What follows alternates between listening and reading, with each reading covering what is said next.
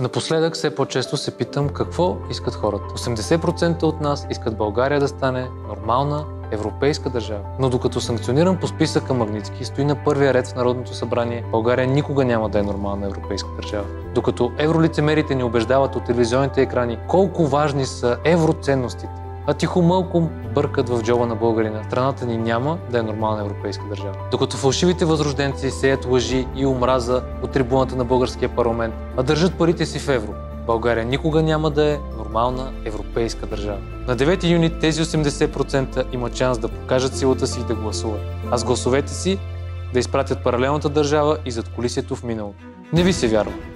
Невъзможно ви изглежда май.